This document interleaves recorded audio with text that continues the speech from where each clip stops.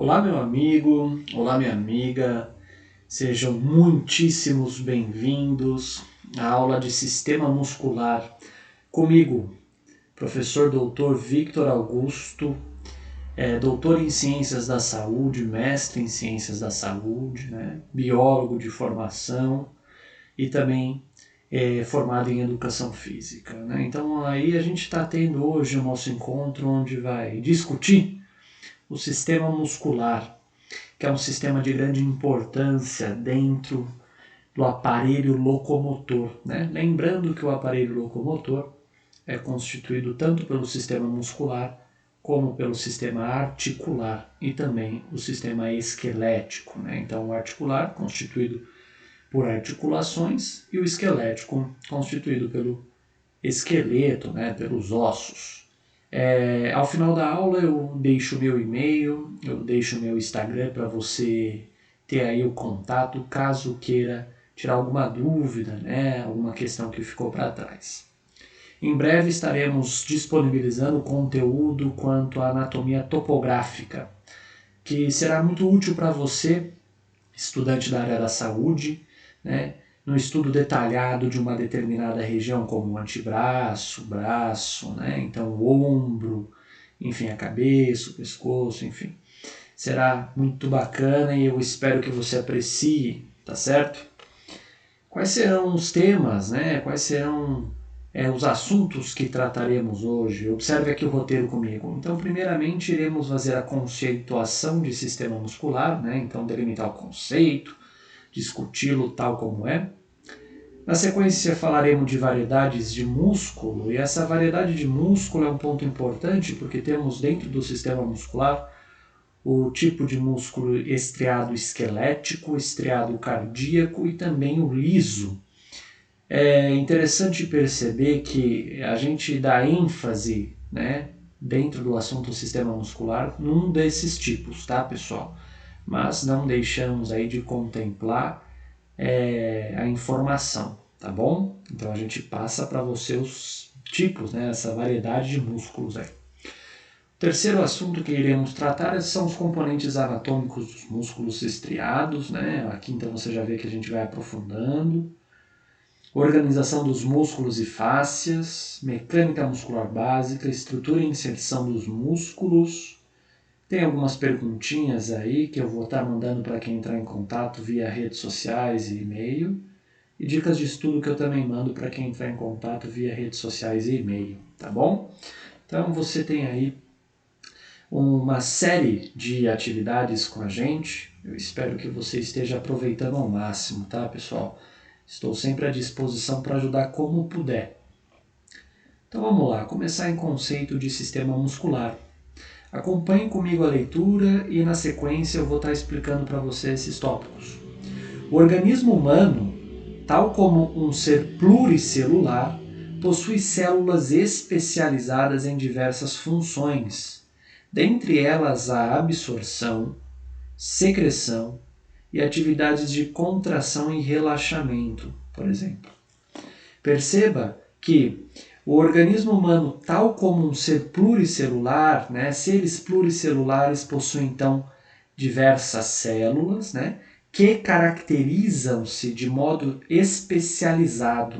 Você percebe que seres pluricelulares são seres então que possuem tecidos, pois as células assumem especializações, diferentemente de seres multicelulares, nas quais as células não possuem especializações, então você não tem tecidos ali, tá?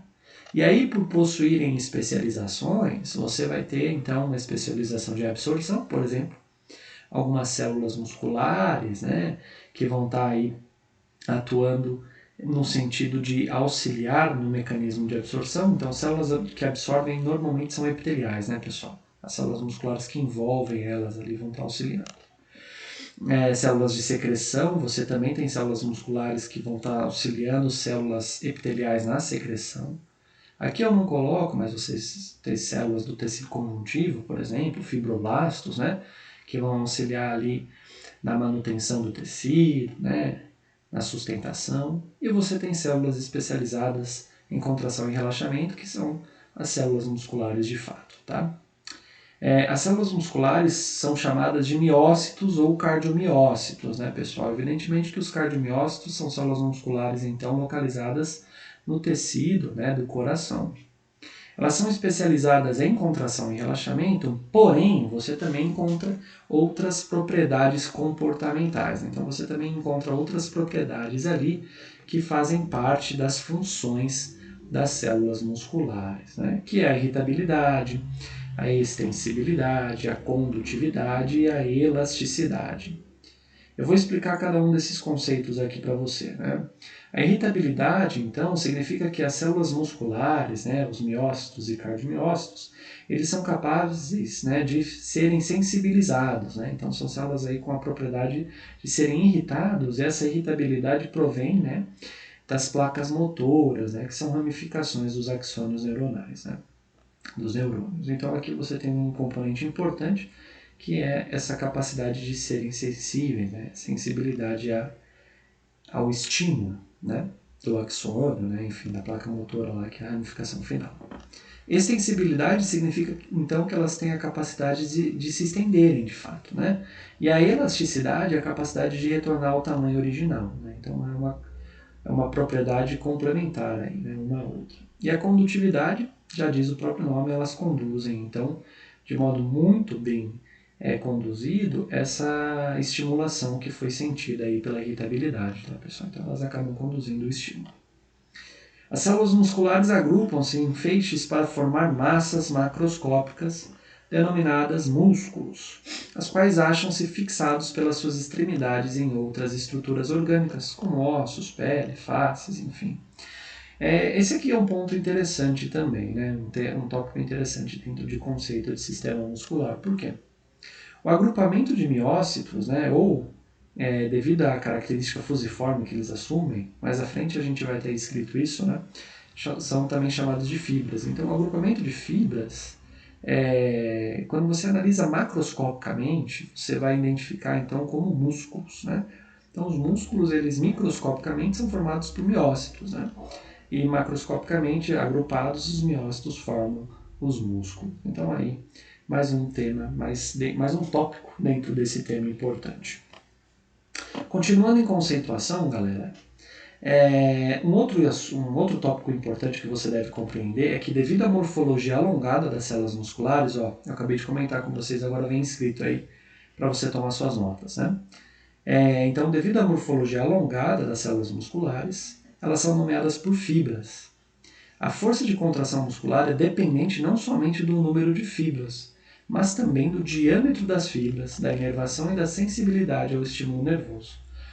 Esse é um tópico muito importante dentro da conceituação, principalmente para quem é da área da fisioterapia, da educação física, né, da terapia ocupacional. Por quê? As fibras musculares, portanto, então, são os elementos nos quais vão constituir, né, em grupo, os músculos, e elas possuem essa morfologia alongada. E a contração delas não depende somente do número, né, então da quantidade, mas também do diâmetro. Você vai perceber que indivíduos que realizam atividade física de uma maneira bastante corriqueira, né, então pessoas que fazem musculação, por exemplo, eles têm um diâmetro de fibra muito maior em relação a pessoas sedentárias. Portanto, eles têm uma capacidade de contração muscular muito maior também. O outro tópico importante é que a inervação, né, então você vai perceber que em algumas ocasiões o tecido muscular, né, então o músculo, para ser mais específico, acaba sendo inervado, né, e a placa motora contempla várias fibras, né, então na ordem às vezes de 1000 fibras. Isso caracteriza um tipo de contração muscular, né, diferenciado quando você tem um músculo, por exemplo, que tem uma inervação que se destina a poucas fibras, às vezes 3, 4. Então, por exemplo, né, as fibras do quadríceps, que é o músculo aí da coxa, né, da porção anterior da região femoral do nosso membro inferior. O que você vai perceber? Ele é um músculo que ele tem uma quantidade de fibras inervadas por uma placa motora muito grande, ele tem várias fibras ali inervadas. Diferentemente, por exemplo, do músculo reto superior do olho, né? Que possui, então, uma placa motora inervando pouquíssimas fibras, né? que caracteriza, né, então, de fato, um tipo de ativação muscular, né, que resulta em contração muscular diferenciada entre esses dois, tá bom? E a sensibilidade a estímulos nervosos. Então, hoje em dia a gente sabe, né, a partir dos nossos estudos de colegas, que conforme você faz uma atividade física ou você procura desenvolver a sua coordenação motora, você também modifica a sensibilidade das fibras musculares e com isso você também altera a contração muscular, né? Então aí é um tópico bem importante e que relaciona-se com vários temas, né, com várias áreas. Como eu comentei, a educação física e a fisioterapia é muito contemplada nesse caso, porque são profissões que trabalham, né, com questões de treinamento, coordenação motora, né, enfim. Outro tópico aí, pessoal, ó. Músculos são estruturas que movem os segmentos do corpo por encurtamento da distância que existe entre suas extremidades fixadas a ossos, ou seja, por contração. Então, os músculos eles vão estar movimentando segmentos corporais, né? Então, por exemplo, o antebraço, o braço, né? O tronco, né? A perna, a região femoral, por contração deles. Né? Então, os músculos movimentam esses segmentos a partir da contração que eles realizam. Além disso, né, há músculos responsáveis pela movimentação do trânsito do bolo alimentar, que são músculos estudados em esplancnologia. Então, por exemplo, a musculatura que constitui o estômago, o intestino delgado, o intestino grosso, né, o esôfago, enfim, são objeto de estudo da esplancnologia, tá? E você vai perceber que tem músculos que também são responsáveis, né? Então tem um músculo grande, né, responsável pela ejeção sanguínea, que você vai estudar no circulatório, que é o coração, né, pessoal? Então o coração ele possui uma parede lá muscular importante e você acaba estudando no tema circulatório, não estuda tanto em muscular, tá bom? Outro tópico, galera, né? No estudo do aparelho locomotor, os músculos são elementos ativos do movimento, enquanto que os ossos e articulações são elementos passivos.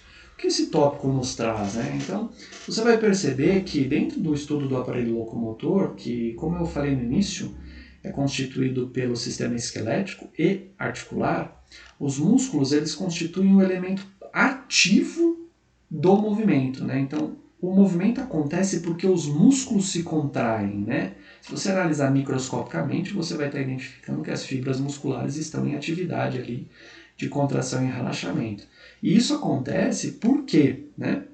Há diversos fatores ali envolvidos, principalmente a liberação de cálcio, enfim, que é tema muito mais para fisiologia, bioquímica, né? Que a gente não vai aprofundar neste momento.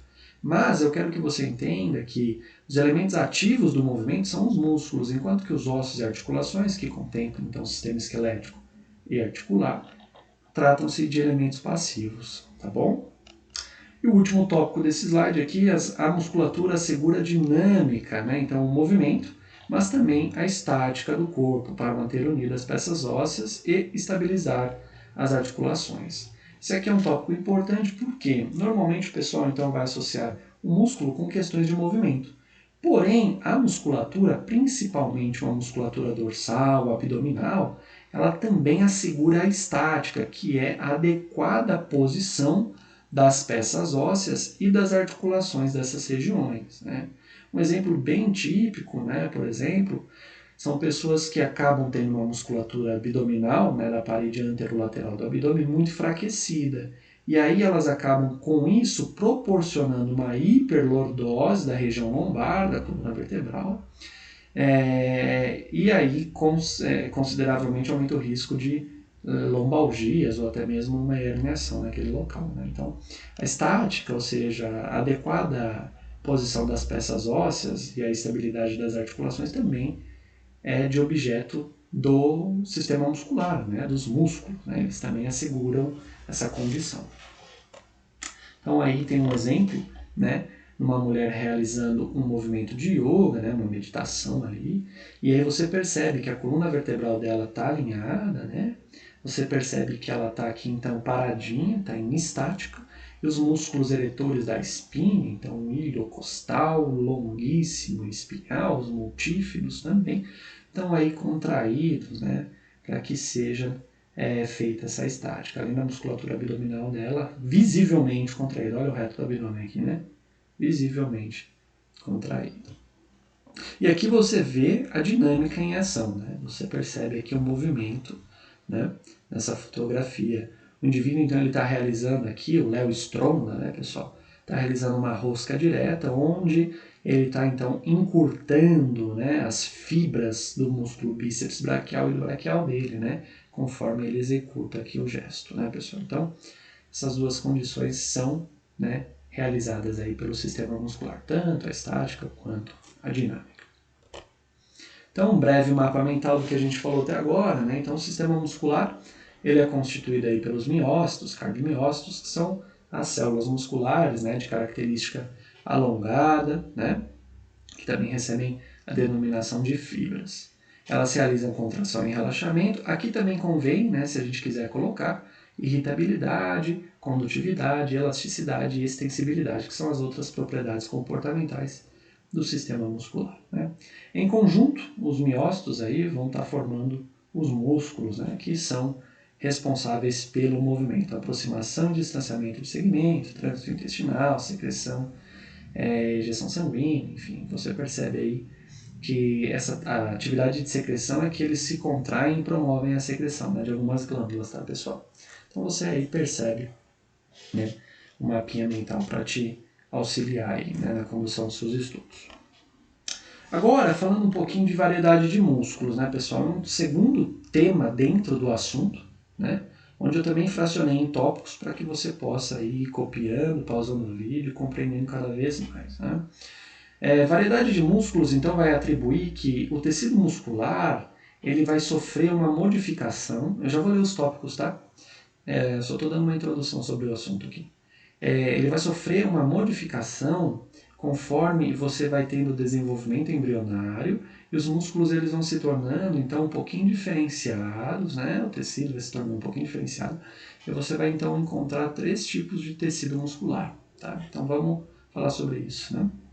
O tecido muscular é constituído por células alongadas que contêm grande quantidade de filamentos citoplasmáticos de proteínas contráteis, geradoras das forças necessárias para a contração desse tecido, fazendo uso da energia contida nas moléculas de adenosina trifosfato, abreviada como ATP. Bacana perceber que essas proteínas contráteis aqui, a gente está se referindo a miosina e actina. A actina é uma importante proteína, né, constituinte ali do citoesqueleto. E a miosina é uma proteína bacana, né, onde você vai perceber uma região globular dela que se ancora à actina promovendo a contração. Isso acontece, pessoal, mediante também a atividade da tropomiosina e da troponina, né, que são os objetos de estudo ali que eu comentei, mais destinado à fisiologia, né, a bioquímica, enfim, a biologia molecular também acaba estudando um pouquinho, né, em alguns cursos. Mas, de modo geral, é bacana você perceber, ter esse tópico anotado e lembrar das proteínas contráteis, actina e miosina. Se puder lembrar também da troponina e da tropomiosina, também é bacana, tá bom? Eu acho que enriquece aí o seu estudo. E lembre-se sempre, né, que o tecido muscular é constituído por células alongadas, miócitos aí, né, que são também chamadas de fibras. Outro tópico aqui dentro dessa introdução à variedade de músculos, pessoal. As células musculares têm origem mesodérmica, ou seja, né, daquela camada intermediária, né, entre a endoderme e a ectoderme. E sua diferenciação ocorre pela síntese de proteínas filamentosas, concomitante com o alongamento das células. Então, conforme a mesoderme vai se diferenciando em células musculares, você vai percebendo que vai sintetizando proteínas filamentosas, juntamente com isso vai alongando as células, né? Caracterizando, portanto, os miócitos ali. E aí você vai perceber que a partir disso, você vai conseguir, então, identificar 3 tipos de tecidos, né? Sendo, então, tecido muscular estriado esquelético, tecido muscular estriado cardíaco e tecido muscular liso, né? E essa denominação estriado, que aparece tanto no esquelético quanto no cardíaco, se refere às características morfológicas que você vai estar identificando, que são estrias transversais que aparecem nesses 2 tecidos, coisa que não tem no músculo liso, tá, pessoal? E é um ponto bacana você perceber que essas estrias são formadas justamente devido, né, as bandas que constituem ali os espaços de atuação das proteínas contráteis, né? Vamos lá, um próximo tópico aí dentro de variedade de músculos. Os músculos estão sob controle do sistema nervoso. Olha que tópico importante esse aqui, viu? Tome atenção. Sendo que as fibras musculares recebem os estímulos a partir de divisões microscópicas de ramificações do axônio neuronal, chamadas essas por placas motoras. Então, o que você vai lembrar? Né? Que o axônio do neurônio, né? Que é aquela caudinha, aquele rabinho que sai lá do corpo neuronal longo, né? Ele vai se ramificar lá no seu final e as ramificações elas vão reduzindo a um tamanho microscópico. A área na qual interage com as fibras musculares é chamada de placa motora, tá, pessoal?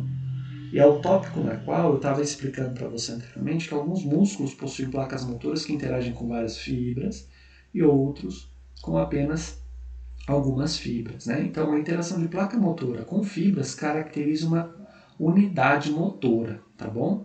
Tema na qual aqui a gente não trata, tá? Mas a unidade motora é um tema bem bacana também, que você associar. Então, a placa motora com fibras caracteriza uma unidade motora. Quando o impulso é propagado por meio de um potencial de ação ao longo do nervo e chega à placa motora, devido às propriedades de irritabilidade e condutividade da célula muscular, essa se contrai gerando movimento. Aqui também é válido você saber que esse é um processo no qual vai estar dependente, né, da liberação de cálcio, tá, pessoal, que vai estar armazenado no retículo sarcoplasmático da célula muscular.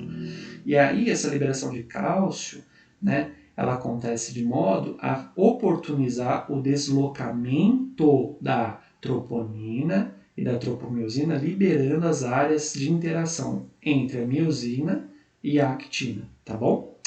E aí, uma vez que você tem essa contração gerando movimento, você pode ter duas condições interessantes. Se o movimento ele é realizado com a vontade do indivíduo, a gente vai chamar então de um movimento voluntário. E se o movimento não tem a vontade do indivíduo, né, então você não escolhe realizar o movimento, ele é involuntário. E por que a gente está falando disso, né? Porque movimentos voluntários serão característicos de um tipo de tecido muscular e movimentos involuntários serão característicos de outro tipo muscular, né? De outro tipo de tecido muscular. Então aqui a gente está vendo uma imagem, né, uma ilustração bacaninha aí para você, né, onde você vê o finalzinho do axônio, aí ele ramifica-se, né? E aí você vê a plaquinha motora aqui, ó, que bacana, né? Então, finalzinho dele lá. Aí ele vai estar liberando, ó, observa aqui então, vai estar liberando, né, os neurotransmissores que vão estar interagindo aqui com a membrana citoplasmática da fibra muscular, e a partir disso, o que vai acontecer? Isso aqui vai levar a um processo de estimulação das miofibrilas, né, da actina, miosina, miosina e troponina, tá bom? E aí você identifica, né, em imagens o que a gente estava comentando na descrição anterior. A partir disso, então, você vai perceber, né, galera, que dentro dessa constituição existem algumas delaminações, ou seja, existem alguns envolvimentos que vão estar aí estruturando o tecido muscular. E é bacana você saber disso antes de conseguir, então, classificar os tipos de tecidos musculares. Por quê? São pontos importantes dentro desse assunto. Então, o delgado tecido conectivo, né, então um tecido conjuntivo ali, que envolve cada fibra muscular, é denominado de endomísio. Então, endomísio é essa porção fininha aqui, ó, aqui as cabeças de seta estão apontando, ó. Essa porção bem fininha, bem delgada, né, bem pequenininha, que envolve fibra a fibra, tá? O tecido conectivo, ou seja, o tecido conjuntivo que envolve muitas fibras e com isso constitui fascículos, né, um conjunto de fibras, é denominado perimísio. Então perceba, por exemplo, aqui ó, um tecido conjuntivo mais grosso, né, que foi corado aí fortemente com o HE nessa imagem, ó, tá envolvendo um conjuntinho de fibras, né? Olha que bacana. Isso vai caracterizando aí um fascículo muscular, né? E aí o perimísio, né, ele também tem um tecido conjuntivo maior, né, que envolve então uma série de fascículos. E esse tecido conjuntivo que envolve uma série de fascículos é chamado de epimísio. Então vamos ler aqui o terceiro tópico. Aqui, ó. Tecido conjuntivo ou conectivo, né, que envolve grupos de fascículos e com isso constitui um músculo, é denominado epimísio. Então, se você analisar do macro para o micro, o epimísio é maior que o perimísio e o perimísio é maior que o endomísio na perspectiva de diâmetro, né? Entretanto, você vai perceber que cada um deles é muito importante porque vai organizando o tecido muscular e vai dando a característica do músculo, né? Então você tem aí o perimísio envolvendo o fascículo, né, que é um conjunto de fibras, o endomísio bem pequenininho, aqui envolvendo fibra a fibra, e o epimísio que vai estar envolvendo o músculo por completo, tá? Então aí tem mais um tópico importante antes da gente começar a discriminar os tipos de tecidos musculares, galera. Então vamos lá. Uma observação complementar que você também deve se atentar é que a presença de capilares, né, microscópios vasos sanguíneos, é feita por meio do tecido conjuntivo que a gente acabou de descrever para você, né? Então você vai perceber que os capilares eles vão se ramificar no perimísio e no endomísio das fibras musculares, né? E vão alcançar essas fibras, ofertando ali o sangue, né? E também removendo o sangue rico em metabólitos, né? Rico em CO2 também. E aí, ó, que bacana aqui, ó. Então, aqui a gente está vendo uma fotomicrografia do músculo vasto medial direito, né? E no quadro A e B você vai perceber que ambos são cortes transversais, né, da porção mais proximal à oclusão da artéria femoral. Você vai perceber que as setas vão estar indicando, né, então, os feixes de capilares entre os feixes musculares, então as células de capilares entre, né, as células musculares. Então, perceba aí. Esse é um tópico relacionado, né? Então aqui você vê o endomísio e os capilares se aproximando aí das fibras musculares, né? Endomísio, como a gente comentou, a fibrinha muscular aqui ao lado. Vamos lá, pessoal. Então, como eu comentei com vocês têm 3 tipos aí de tecido muscular. E vamos falar primeiro do músculo estriado esquelético, né? Vamos lá. O músculo estriado esquelético é formado por feixes de células cilíndricas e multinucleadas. Isso aqui é um tópico importante para quem está estudando histologia, porque é um aspecto diferenciado do músculo estriado esquelético. Perceba nessa imagem aqui, né, que é até de um artigo nosso aí, onde você percebe que cada bolinha roxa é um núcleo, tá, pessoal? Então, perceba que os núcleos eles são aí frequentes, né? Então, perceba que cada célula tem mais de um núcleo. E eles estão excêntricos à célula, que a gente fala, né? Excêntricos à célula. Então, eles estão periféricos, bem pertinho do endomísio das células, ó, perceba, né? Esse tipo de tecido muscular apresenta estriações transversais em análises microscópicas devido à constituição proteica das unidades funcionais. Nesse tipo de análise microscópica, nesse corte histológico, né, nesse tratamento, de coloração não se vê, né, pessoal? Precisa aí fazer um outro tipo de tratamento para observar essa questão. Porém, é um tópico importante porque estriações transversais caracterizam o nome, né, desse tipo de tecido. Outro tópico interessante é que são células nomeadas como fibras de contração voluntária, né? Ou seja, o indivíduo aí na maior parte das vezes, né, tem interesse em contrair a musculatura, né? Então, estão sujeitas ao controle do sistema nervoso somático. Aqui eu não ponho, mas complemente aí, né? O sistema nervoso somático, tá bom? Então, estão sujeitas ao controle do sistema nervoso somático, de modo a executarem as atividades de contração e relaxamento. Na maior parte das vezes, com consciência e intenção do indivíduo. A gente não pode generalizar porque o diafragma ele é constituído, né, pelo tecido muscular estriado esquelético. E o diafragma, você normalmente não interfere então, na atividade dele, a menos que você queira, por exemplo, então, fazer uma apneia, né? Músculo estriado cardíaco, então outro tipo de tecido muscular, pessoal. Ele é constituído então por células também, né, com estrias transversais, todavia, 1 ou 2 núcleos centralizados na célula. Então aí as setas pretas indicam os núcleos, né, das células musculares estriadas cardíacas, tá? E aí você percebe que, diferentemente das estriadas esqueléticas, você tem a presença de 1 ou 2 núcleos, tá?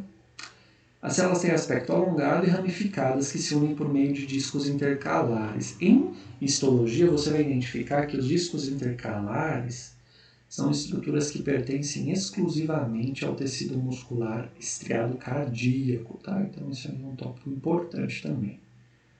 A contração do tecido muscular cardíaco é vigorosa, rítmica e involuntária, estando sob controle do sistema nervoso autônomo. Então você não tem controle sobre a contração desse tipo de tecido muscular aí. E o músculo liso, que é o terceiro tipo de músculo, né, é formado por aglomerado de células fusiformes que não possuem estrias transversais. Né? O processo de contração é lento e involuntário, novamente aí controlado então pelo sistema nervoso autônomo, né, pessoal? E o seu núcleo é único e central. Então você observa aqui um quadro histológico, né? A qualidade da imagem não está tão boa, mas dá para perceber aí que os núcleos são centralizados. Né? E um exemplo que eu trago aqui para vocês é, por exemplo, a musculatura do estômago. Né? Você percebe aí que a musculatura do estômago ela é constituída por um músculo liso, tá bom? Então, um pequeno mapa mental desse tema dentro do assunto sistema muscular, onde a gente identifica então os três tipos de tecido muscular, né, a variedade de músculos, aí, então músculo estriado esquelético, músculo estriado cardíaco e músculo liso.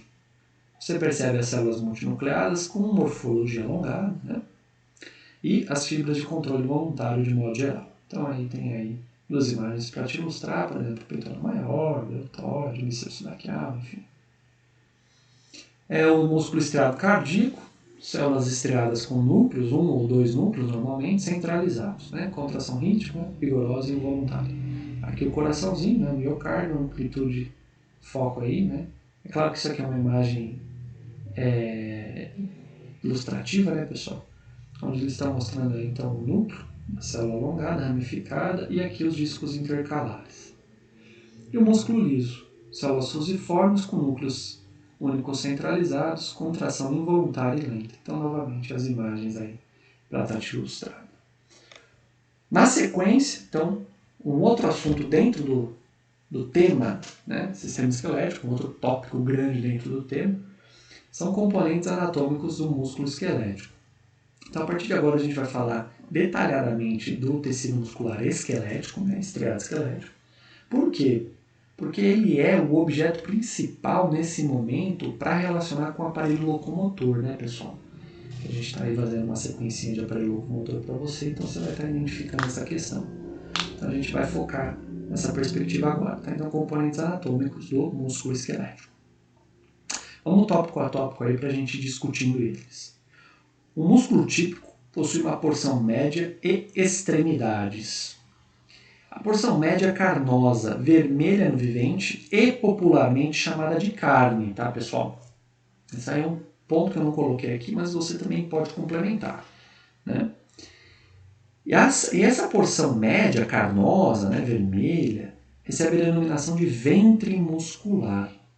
Você vai perceber que é no ventre muscular que você tem o predomínio de fibras musculares, sendo então a parte ativa do músculo. É o local onde então você vai ter atividade do músculo, né? A contração. Porque as fibras musculares são então as células ali que vão possuir as miofibrilas, e é naquele local do músculo, né, no ventre muscular, que você vai ter a parte ativa do músculo. Quando as extremidades, então agora a gente vai falar das extremidades, né, que é uma outra porção ali do músculo. Quando as extremidades são cilindroides ou então em formato de fita, chamam-se tendões. Quando elas são laminares, recebe a denominação de aponeurose. É bacana perceber que tendões, a palavra tendão é uma palavra muito comum, né? Você escuta repórteres esportivos aí falando bastante sobre tendões, enfim, né? Então você percebe que os tendões são as extremidades, né, dos músculos, porém uma condição de cilindros, né, ou formato de fita. Você também recebe uma outra denominação, né, que são as aponeuroses, quando essas extremidades possuem uma característica laminar, né, mais amplas mesmo. Né? Tanto tendões como aponeuroses são esbranquiçados, praticamente inextensíveis e muito resistentes. Sua constituição é feita por fibras de colágeno, haja vista serem constituídos por tecido conjuntivo. Você vai perceber que os tendões elas têm uma grande quantidade de fibroblastos nele, né? Que são células aí pertencentes ao tecido conjuntivo que secretam colágeno em grande quantidade. Né? E aí o que você vai estar identificando? Que essa estrutura, né, a extremidade do músculo, ela é inextensível praticamente. Então você não pode falar que você está alongando seu tendão. Né? Isso daí é uma frase equivocada. Os tendões e as aponeuroses destinam-se a fixar o músculo ao esqueleto ou a outros tecidos e estruturas. Né? Então aí às vezes se fixa uma fáscia, né? Ou até mesmo na pele, viu pessoal? Que é o caso dos músculos da face. Você tem diversos músculos da face, o prócero, por exemplo, né? O próprio o ventre frontal do músculo epicrâneo, né? Ou o occipito frontal, se fixam na pele, enfim. Então aí vamos estar observando. Né? Então aqui é a porção central, aí, chamada de ventre, né? A porção intermediária. Então aqui está o ventre muscular, uma estrutura na qual você tem a presença das miofibrilas. Haja visto que você está aqui ricamente constituído pelas fibras musculares, né? E as extremidades da estrutura, né? Chamadas de tendão nesse caso, porque aspecto cilindroide ou infito, ó. Aqui você tem os tendõezinhos, né? Para quem está perguntando, isso aqui é um bíceps braquial, tá, pessoal? Aqui é um outro exemplo. Então, por exemplo, né, ó, que bacana. O digástrico aqui, ó. Então, você está vendo o ventre posterior do digástrico, o ventre muscular aqui, ó, bacaninha, né? O estiloide, ó, ventre muscular dele, tranquilo, né? Aqui você percebe, então, o caso prócero, ó, por exemplo, ele é um músculo na qual você vai perceber que ele se fixa na pele, que eu comentei agora há pouco. Né? O prócero é destacado, o ventre frontal do occipito frontal, por exemplo, também se fixa em outros músculos, né? O auricular do olho, por exemplo, aqui, relaciona-se com o prócero, enfim, com o ruedor de supercílios também. Alguns aspectos importantes, pessoal. Destaca-se, né, que existem alguns aspectos especiais quanto à fixação dos tendões e aponeuroses, bem como da organização desses. Vamos ver esses aspectos aí, ó. Então, tendões e aponeuroses nem sempre se fixam apenas no esqueleto, como a gente comentou já, né? Podem fixar-se também cartilagens, cápsulas articulares, septos intermusculares, derme e outros tendões, né? Derme é a pele. Segundo tópico, importante aí para você lembrar, um número substancial de músculos possuem tendões bem diminutos, parecendo ao observador desatento que o ventre se insere diretamente no osso. Então, às vezes você vai encontrar, né, músculos com tendões pequenos, tá bom? Um terceiro tópico importante é que alguns músculos possuem tendões interpostos entre ventres, sendo esses voltados para outros fins, que é o caso do digástrico que eu comentei. Aqui está o ventre posterior do digástrico, né, sendo lá do processo mastóide do osso temporal, saiu tal, e aí você vê aqui que tem um tendãozinho interposto entre o ventre anterior e o posterior dele, né? É que o estiloide está aqui bem na frente, às vezes confunde mesmo, tá? Mas aqui está o ventre anterior e o ventre posterior. Aí. Um outro componente anatômico importante, pessoal, isso aqui é bem importante, normalmente cai em prova, viu? É a fáscia muscular. O pessoal pergunta, né, quais são as funções da fáscia muscular. Ou comente sobre a fáscia muscular, enfim, isso aqui cai bastante em prova de sistema muscular, né? Então vamos lá detalhar isso aqui para você ir bem na sua prova. São caracterizadas pela cor cinzenta e estão em uma condição de membrana sobre o tecido muscular. Trata-se de um tecido conjuntivo fibroso, né? Então é um tecido conjuntivo também que envolve ali o tecido muscular. E suas funções são mecânica muscular melhorada devido à contenção e ajuste das cargas tensionais de modo a contrair o grupamento muscular. Normalmente, pessoal, apenas mecânica muscular, né, auxilia na mecânica muscular, já é aceito ali, tá? Eu detalhei mais aqui devido, né, à característica que eu tenho de também ensinar biomecânica, então tá aí mais uma informação complementar, mas auxilia na mecânica muscular já é bem aceito normalmente.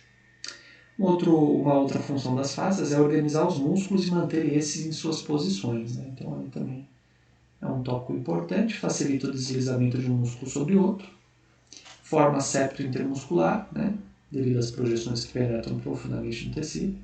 Em alguns casos, os músculos podem se fixar em suas faces, como é o caso, por exemplo, do músculo tensor da face alata, né, e alguns músculos superficiais do antebraço, que vão se fixar ali, algumas fibras deles, né, vão se fixar nas faces ali do antebraço. Então aqui a gente está observando uma grande face na região dorsal ilustrada aqui, né? E aqui é bacana, você está vendo a criação de septos intermusculares, né?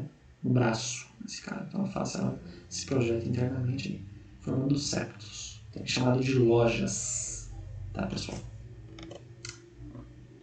Quanto à mecânica muscular. Nomeia-se o trabalho muscular e a atividade de contração e relaxamento das fibras musculares, portanto, o movimento que é executado e com isso a aproximação e o distanciamento de um segmento corporal. Então, o trabalho muscular e a atividade de contração, eles vão ser chamados, né, atividade de contração e relaxamento, vão ser chamados aí, né, na perspectiva de mecânica muscular, que é basicamente a aproximação e distanciamento de um segmento corporal. Quero que você se atente que músculos estriados esqueléticos possuem, de modo geral, fixação em pelo menos 2 ossos, tá, pessoal? Há exceções feitas, por exemplo, pelos músculos da face. Deste modo, o músculo cruza uma articulação e, assim, interfere ativamente no movimento dessa. Lembra que eu comentei que os músculos são os elementos ativos, né, do movimento? E por quê? Porque eles cruzam a articulação e, assim, eles acabam influenciando no movimento dela e ela é um elemento passivo, ela acompanha, né, a atividade de contração desse músculo. Durante a contração muscular, há o encurtamento do ventre muscular e, com isso, o movimento da peça óssea, na qual o músculo se encontra fixado. E isso é bacana você saber que, normalmente, as fibras musculares elas podem se encurtar até 1/3 ou metade do tamanho delas, né? O que é bastante, né, pessoal? E você vai perceber que, devido ao fato de cruzarem articulações, né, acabam criando, então, alavancas biológicas. Por quê? As articulações elas vão atuar como fulcros ou eixos. Os ossos como as estruturas ali rígidas, né? E os músculos como as forças de atuação sobre as alavancas. Perceba aqui, ó, na sequência. Então a gente tem 3 tipos de alavancas biológicas, né? Alavanca interresistente, que é chamada também de segunda classe. Alavanca interpotente, que é chamada também de terceira classe, e alavanca interfixa, que é chamada também de primeira classe. Então as alavancas elas acabam sendo objeto de estudo muito mais da biomecânica e da cinesiologia, mais biomecânica, viu, pessoal?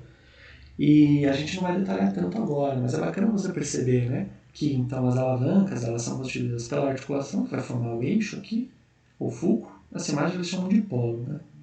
Mas é eixo e fulcro normalmente os termos utilizados. As estruturas rígidas são os ossos e as forças são exercidas aí pela musculatura, né, pelo tecido muscular. Olha que bacana essa imagem do lado, né? Então o indivíduo está mastigando, a resistência está aqui na cavidade oral dele, né? E aí você percebe que o eixo é a articulação temporomandibular e as forças vêm aqui do masseter e do temporal, né? Que é para mastigar.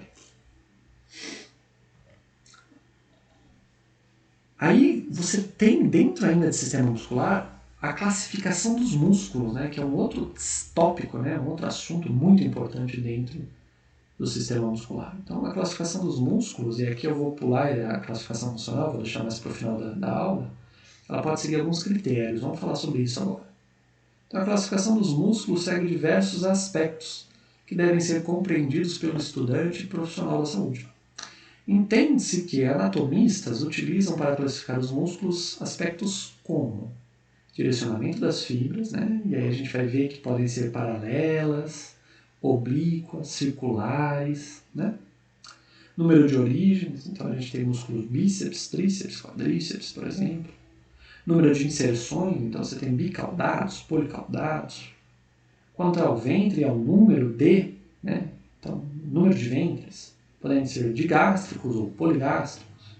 E quanto à ação dos músculos, né? Então você tem flexores, soltadores, pronadores, levantadores, enfim, tem uma quantidade bem grande aí quanto à ação.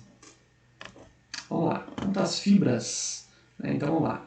Classificação dos músculos conforme o critério de disposição das fibras, né, pessoal? Os músculos com fibras paralelas são músculos nos quais as fibras seguem em sentido paralelo uma a outra e de um tendão a outro. Normalmente assumem as seguintes possibilidades, então. Músculos longos, onde você tem fibras paralelas que seguem do tendão de origem ao tendão de inserção. Por exemplo, o músculo bíceps braquial, bíceps femoral. Músculos largos, onde você vai perceber, então, que as fibras paralelas nas quais a estrutura do músculo não lhe confere maior comprimento sobre a sua largura. E, por exemplo, né, é o músculo glúteo máximo. No caso de músculo largo, um exemplo bem usual é o glúteo máximo. E músculos em leque, onde as fibras elas vão convergir ali para um tendão, apesar de ter se originado em pontos diferenciados. Ainda assim, elas assumem um aspecto paralelo, tá, pessoal? Uma confluência aí paralela. O músculo peitoral é um exemplo muito comum de músculo em leque. Vamos observar essas características aí, né? Essa classificação. Então, os músculos longos aqui, com fibras paralelas, óbvio, isso daqui é de novo, né? Você vê que ele está se originando aqui no processo coracoide, né? E vai seguindo aqui, que bacana. Ele se origina aqui na região superior, né, da cavidade glenoide, que vai seguindo também aqui, ó. Passa pelo suco intratubercular, vai seguindo aqui, bacana. Aqui o glúteo máximo, por exemplo, ele se origina aqui da articulação sacroiliaca, né, das linhas glúteas, enfim, das vértebras coxígeas, ó, ele vai seguindo aqui para a crista intertrocantérica, ó. Ele é um músculo largo, né, o glúteo máximo. E o peitoral maior aqui, ó. O peitoral maior se originando aqui, então, da sua cabeça externo-costal e da cabeça clavicular e vai seguindo aqui, ó, para a sua inserção no sulco intertubercular do úmero, né? Bacana. É um músculo em leque. As fibras também podem assumir uma condição oblíqua em relação ao tendão muscular, ou seja, você vai perceber então que elas vão acabar assumindo aí um grau, né, uma angulação. Neste caso, as fibras que assumem essa condição podem ser unipenadas ou bipenadas. Isso aqui é um termo importante, tá, pessoal? Unipenadas ou bipenadas, já vi cair muito em prova. Penadas por quê? Né? Devido à característica semelhante a uma pena que assumem. Um detalhe importante que eu trago para vocês, que está relacionado à biomecânica do movimento, né? Que normalmente a penação das fibras assume entre 60 graus a 40 graus em relação ao tendão de inserção delas, né? E conforme o músculo é contraído, a estimulação se dá em razão ao ângulo da articulação e, portanto, da alavanca biológica em questão. Então, isso aqui é uma angulação comum aí, conforme a penação, né? Conforme as fibras oblíquas nos músculos aí. Aqui a gente está vendo um exemplo de músculo unipenado, né? Que é um músculo extensor longo dos dedos do pé. Perceba aqui ele se originando então na altura ali da cabeça da fíbula, na região inferior do côndilo tibial lateral, né? E aí perceba que ele vai seguindo aqui, ó, e as fibras criam um ângulo, né, em relação ao seu tendão. Ó, tá? E é bacana perceber que depois a gente vai falar também de músculos policaudados, ele é um outro exemplo, porque ele tem vários, né, inserções. E o músculo reto femoral é um exemplo clássico demais, de músculo bipenado. E por quê? Porque você vai perceber que as fibras elas vão então criar ângulos dos dois lados do tendão central, né? O unipenado, apenas um lado do tendão recebe fibras. No caso do bipenado, os dois lados recebem, né, pessoal? Então aqui é um ponto importante. E as fibras circulares também existem, né, sendo elas comuns em locais como os olhos e a boca. E por que circulares? Porque elas são de fato circulares, elas circulam aqui a abertura da rima da boca, né? E a abertura dos olhos aqui.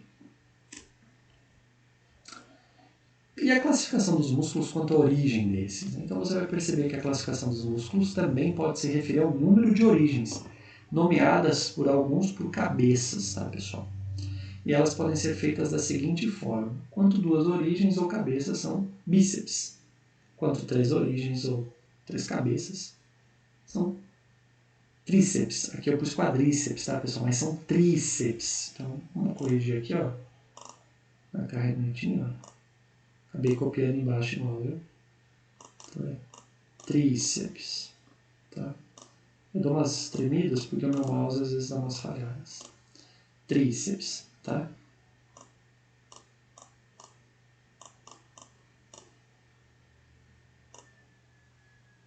Perfeito.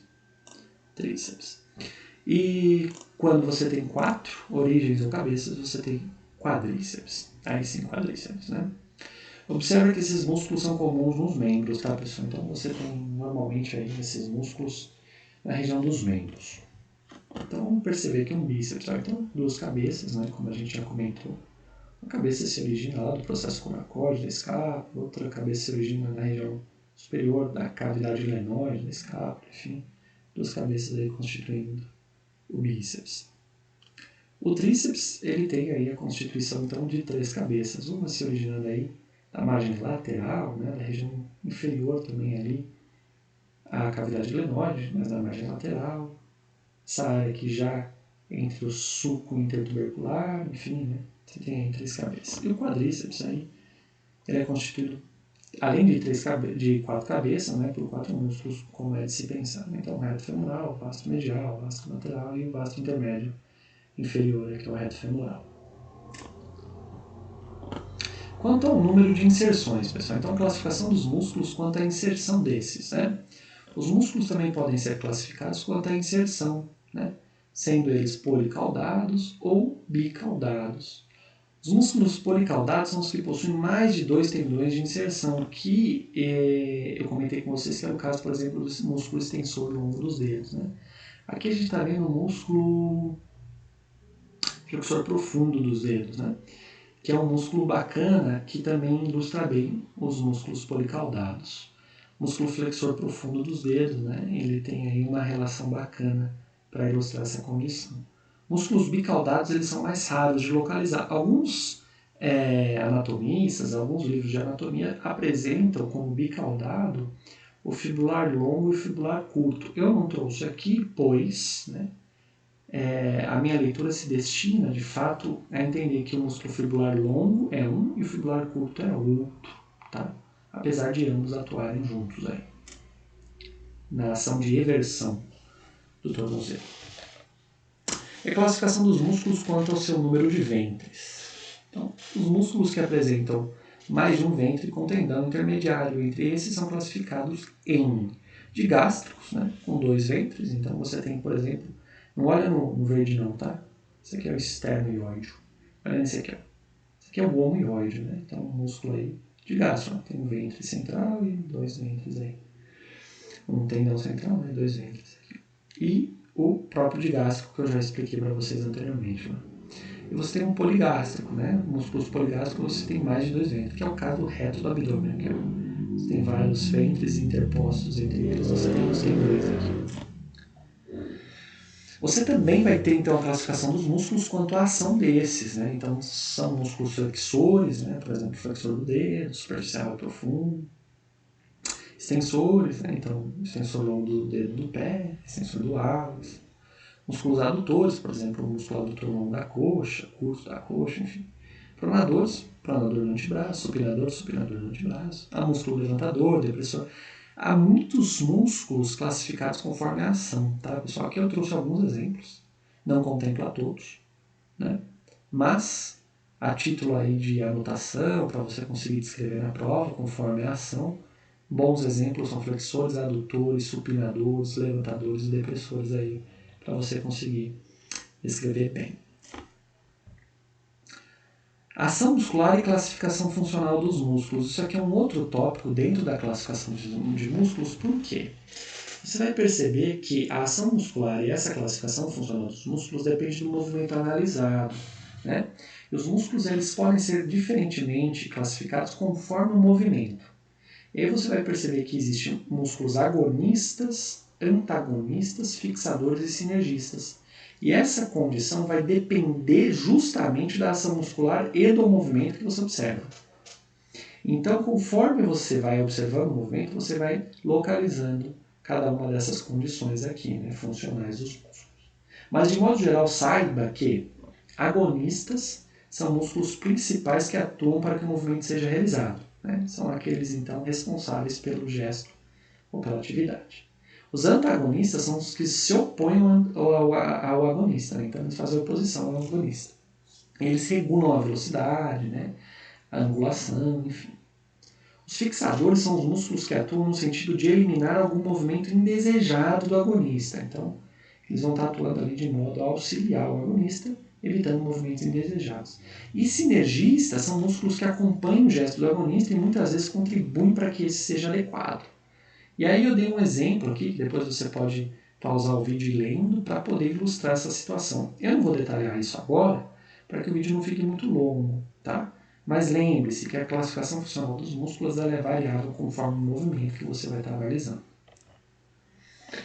E é bacana saber que existem as estruturas acessórias dos músculos, né? E aí são consideradas estruturas acessórias as fáscias, que eu descrevi isoladamente devido à importância, as bainhas fibrosas, que são bainhas que envolvem os tendões e se conectam aos ossos, as bainhas sinoviais, que se localizam internamente as fibrosas, né? E vão aí também envolver os tendões, e lá existe líquido sinovial. Importante saber que das bainhas sinoviais saem os mesotendões, que são os locais de passagem de vasos que irrigam o tendão. E nesses locais aí do mesotendão, você vai perceber que é um ponto importante, ó, o pessoal da medicina, né? Quando você estiver fazendo cirurgia, porque se você rompe esse mesotendão, você vai, então, dificultar, na verdade, você vai inibir, né? Não vai conseguir passar os vasos para irrigar o tendão, e isso vai causar necrose. E as bolsas sinoviais, né? Que são estruturas que vão viabilizar o deslizamento dos músculos e a proteção desses contra o atrito de estruturas duras como os ossos. Então vamos observar nas imagens a seguir aí essas situações aí de estruturas acessórias. Olha que bacana. Então aqui a gente está vendo a bainha fibrosa, né? Por exemplo, da musculatura relacionada ao carpo e aos dedos ali da mão, tá? Então, por exemplo, o músculo adutor longo do polegar. Ó, a bainha fibrosa dele aqui passando inferior ao retináculo, né? Aqui a gente está, então, facilmente observando essa condição das bainhas fibrosas, né? Músculo adutor longo do polegar, enfim. Aqui a gente está percebendo uma bolsa sinovial, ó, a bolsa subdeltoide.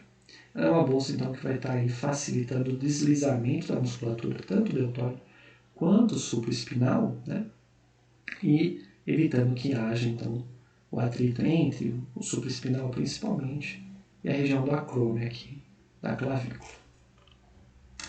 Então, caso precise, não hesite em entrar em contato, né? Então, se você quiser as questões, se quiser sugestões de estudo, me escreva um e-mail ou me chame no Instagram. Pelo Instagram é mais rápido, viu? E me chama lá no Instagram, a gente bate um papo. Tem conteúdo lá também, tem vídeo de topografia lá frequentemente. Muito obrigado e até a próxima aula. Foi um prazer estar com você. Valeu!